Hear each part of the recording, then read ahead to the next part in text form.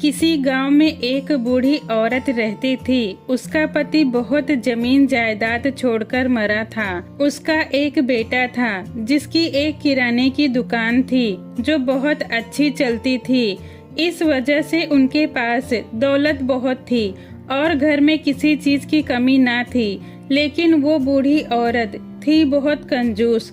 उसकी जबान बहुत तीखी थी। वो हमेशा दूसरों को भला बुरा कहती थी। उसको दूसरों का दिल दुखाने में बहुत मजा आता था। बुढ़िया का बेटा बहुत नेक और ईश्वर को मानने वाला था। वो गरीबों, भूखों और जरूरतमंदों की मदद करता था। वो अपनी माँ को बहुत समझाता। माँ, तुम्हें किस चीज की कमी है? घर में ऊपर वाले का दिया हुआ सब कुछ है, फिर तुम इतनी कंजूसी क्यों करती हो? रुपए पैसे तो खर्च करने की चीज होती है। सोना चांदी धन दौलत कोई अपने साथ ऊपर नहीं ले जाता, लेकिन नेकी और अच्छे कर्म इंसान के साथ जाते हैं। दान धर्म में खर्च की गई दौलत ही इंसान के काम आती है। इसीलिए अब आपको धन दौलत जमा करने की फिक्र छोड़ देनी चाहिए और अब आप खूब खर्च करो और आराम से रहो और अपनी कड़वी जबान से दूसरों का दिल ना दुखाओ, क्योंकि किसी का दिल दुखाना बहुत बड़ा पाप होता है। बुढ़िया को बेटे की ये बातें बुरी लगती थी। उसका सोचना था कि उसका बेटा बहुत बेवकूफ है और फिजूल खर्च करने वाला है, इसीलिए तो ऐसी बातें करता है, वरना मैं कहाँ कंजूसी करती हूँ। मैं तो बहुत ही समझदारी से काम लेती हूँ। हाँ, ये बात और है कि मैं इसकी तरह भूखे नंगे लोगों के ऊपर रुपए नहीं लुटाती फिरती, और मैं बदजुबान भी कहाँ हूँ। मैं तो हमेशा सच ही बोलती हूँ। अब सच कहने से किसी का दिल दुखे तो इसमें मैं क्या कर सकती हूँ? सच हमेशा कड़वा ही होता है। आखिर बेटे ने तंग आकर उसे समझाना छोड़ दिया। उसने सोचा कि माँ तो अपनी आदतें छोड़ने वाली नहीं है। इससे तो अच्छा यही है कि मैं इन्हें इनके ही हाल पर छोड़ दूँ। वो जो चाहे वो करे, लेकिन फिर भी उसे एक बात की बड़ी फिक्र रहती कि मेरी माँ गरीबों और जरूरतमंदों की मदद नहीं करती। मरने के बाद उसके पापों की सजा कैसे कम होगी? एक दिन उसे पता चला कि गांव में एक संत आए हुए हैं जिन्होंने घोर तपस्या करके कुछ सिद्धियां प्राप्त की हैं। वे लोगों की तकलीफें सुनकर उन्हें दूर करते हैं। उन्होंने गांव के बाहर एक नदी के किनारे अपना डेरा जमाया हुआ है। हर दिन वहां लोगों की भीड़ लगी रहती है। लोग वहां जाते हैं, उनके दर्शन करते हैं और उन्हें अपना दुख दर्द बताते हैं और अपने दुखों का समाधान पूछते हैं। बुढ़िया के बेटे ने सोचा कि क्यों न मैं भी उनके पास जाऊं और अपनी माँ के बारे में सब सच सच बता दूं। हो सकता है माँ के व्यवहार में परिवर्तन लाने के लिए संत मुझे कोई उपाय बता दे। ये सोचकर वो संत के पास गया और उनसे अपनी माँ के बारे में बताया। बेटा, मनुष्य का जीवन उसके अपने लिए नहीं होता, वो तो दूसरों के लिए जीता मरता है। दूसरों से प्यार और हमदर्दी रखता है और उनके दुख दर्द में काम आता है। लेकिन जो मनुष्य ऐसा नहीं करता, भूखों को खाना नहीं खिलाता, बल्कि उनके साथ बुरी तरह पेश आता है, उन्हें भला बुरा कहता है, ऐसे इंसान की आत्मा को शांति कैसे मिल सकती है? ठीक है, अगर तुम मेरे पास अच्छे इरादे से आए हो तो मैं पूरी कोशिश करूँगा कि तुम्हारी माँ की कंजूसी और बदतमीजी जैसी बुराइयों से छुटकारा मिल जाए। संत की बातों को सुनकर बुढ़िया के बेटे को सुकून मिला और वह संत को धन्यवाद देकर अपने घर लौट आया। अगले दिन संत अपना भेष भिखारी की तरह बनाकर बुढ़िया के घर गए और दरवाजे पर पहुंचकर जोर से आवाज लगाई। बुढ़िया दरवाजे पर आई तो बाबा ने अपना कटोरा उसके सामने कर दिया और बोले, माई, भगवान के नाम पर कुछ दे दो। बुढ़िया बोली, अरे कल मुहे करम जले, खुद बूढ़ा खुशट हो रहा है, कब्र में पांव लटकाकर घूमता है और मुझे माई कहता है, तुझे शर्म नहीं आती? संत मुस्कुराए और बोले, भगवान तुम्हें लंबी उम्र दे, मुझसे गलती हो गई जो तुमको मैंने माई कह दिया।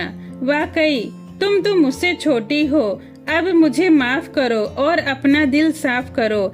ए बेटी, भगवान के नाम पर कुछ दे दो। बुढ़िया गुस्से से बोली, अरे नास पिटे, मैं तेरी बेटी कहाँ से हुई? भीख मंगा होकर मुझे बेटी कहता है, तेरी हिम्मत कैसे हुई? संत ने फिर मुस्कुराते हुए कहा, तुम पर भगवान की कृपा हो। वाकई मुझसे फिर गलती हो गई कि भीख मंगा होकर मैंने तुम्हें बेटी कह दिया। तुम तो अमीरजादी हो।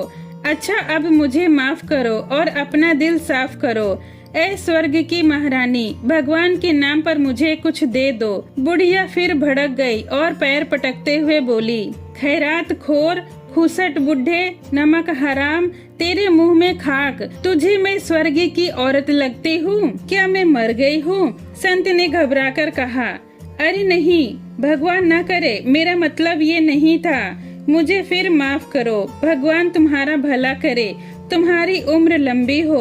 भगवान तुम्हें दुनिया की सभी खुशियाँ दे। ऐ नेक दिल औरत, मैं 2 दिनों से भूखा हूँ। भगवान के नाम पर मुझे एक रोटी दे दो। इस बार बाबा ने जो दुआएं दी थी, उनका बुढ़िया के दिल पर ये असर हुआ कि उसने उन्हें कोई गाली ना दी। बस इतना ही कहा, बेवकूफ बुढ़े, क्या मैंने यहाँ भंडारा खोल रखा है जो तू रोटियां मांगने चला आया? चल भाग यहाँ से। बाबा ने गिड़गिड़ाते हुए कहा, ए नेक दिल औरत, रोटी न सही, एक मुट्ठी आटा ही दे दो। बुढ़िया तुनक कर बोली, क्या तेरे बाप ने यहाँ आटा रखवा दिया है जो तुझे एक मुट्ठी दे दूं? चल निकल यहाँ से। बाबा फिर बोले, ए नेक दिल, अच्छा मुट्ठी भर ना सही, चुटकी भर ही दे दो। बुढ़िया बोली, देख, अब ज्यादा तंग ना कर। तुझे शहर में एक मेरा ही घर मिला है जो मुंह उठाए चला आया। मैं तुझे मूंग का एक दाना तक नहीं दूंगी। अब चल निकल यहाँ से। बाबा ने सोचा, ये बुढ़िया तो कुछ देने वाली नहीं है, लेकिन वो उससे कुछ लिए बगैर जाना नहीं चाहते थे। अचानक उनकी नजर वहाँ पड़े मूंगफली के छिलकों पर पड़ी। किसी ने मूंगफली खाकर उसके छिलके वहीं फेंक दिए थे। बाबा बोले, ए नेक दिल मालकिन, मैं तुम्हारे दरवाजे से मायूस नहीं जाऊंगा। आज तो मैं तुमसे कुछ लेकर ही जाऊंगा। अच्छा, चुटकी भर आटा ना सही, ये मूंगफली के छिलके ही दे दो। बुढ़िया ने कहा, तू कैसा बेगैरत भिखारी है जो की तरह चिपट गया है, किसी तरह पीछा नहीं छोड़ता। अरे, इन मूंगफली के छिलकों को मैं पीस कर मंजन बनाऊंगी, भला तुझे क्यों दे दूं? बाबा बोले, सोच लो, मैं तो तुम्हारे फायदे के लिए ही कह रहा हूँ। अपने फायदे के बारे में सुनकर बुढ़िया की आंखें चमक उठी। खुश होकर बोली, मेरे फायदे के लिए? वो कैसे? बाबा बोले, वो इस तरह से कि मैं इन मूंगफली के छिलकों के बदले तुम्हें एक असरफी दूंगा। बुढ़िया बोली, इन छिलकों के बदले तू मुझे एक असरफी देगा? अरे कहाँ है असरफी? खुशी के मारे बुढ़िया का चेहरा खिल उठा। बाबा ने कहा, अभी नहीं, कल लाकर दूंगा। बुढ़िया चिढ़कर बोली, कल कहाँ से लाकर देगा? क्या रात में कहीं चोरी करेगा? बाबा बोले, राम राम, मैं चोरी क्यों करने लगा? बुढ़िया ने पूछा, तो फिर कहाँ से लाएगा असरफी? बाबा ने इधर उधर देखा कि कहीं उन्हें कोई देख तो नहीं रहा है। फिर धीरे से बोले, बात ये है कि मैं हर रात कब्रिस्तान जाता हूँ, वहाँ रात भर किसी कब्र में लेटा रहता हूँ और सुबह कब्र की खबर लेकर आता हूँ। इस काम के लिए महाराज मुझे 5 सोने की असरफियाँ देते हैं। आज रात कब्र की खबर लाने के बदले कल मुझे जो 5 सोने की असरफियाँ मिलेंगी तो मैं उनमें से एक तुम्हें दे दूंगा। लाओ, अब इन मूंगफली के छिलकों को मुझे दे दो। बुढ़िया ने हैरानी से पूछा, अच्छा, अगर मैं कब्र की खबर लाऊं तो क्या महाराज मुझे भी 5 असरफियाँ देंगे? बाबा बोले, हाँ क्यों नहीं, जरूर देंगे, लेकिन ये मूंगफली के छिलके मुझे दे दो। बुढ़िया ने मूंगफली के छिलके उठाकर बाबा को दे दिए और बोली, बाबा ये सारे मूंगफली के छिलके तुम ले लो, मुझसे तो किसी की जरूरत देखी नहीं जाती। भगवान ने मुझे बहुत बड़ा दिल दिया है। बाबा ने उसे याद दिलाया, लेकिन तुम तो इन छिलकों का मंजन बनाना चाहती थी। बुढ़िया बोली, मंजन बनाकर मैं क्या करूँगी? मेरे मुंह में तो दांत ही नहीं है। बुढ़िया ने अपने पोपले मुंह से हंसते हुए कहा। बाबा ने उन मूंगफली के छिलकों को लेते हुए बोले, ठीक है, मैं कल सुबह आकर तुम्हें एक असरफी दे दूंगा। बुढ़िया बोली, नहीं नहीं, असरफी की कोई जरूरत नहीं है। भला भगवान के नाम पर कोई चीज दी जाए तो उसकी कीमत ली जाती है क्या?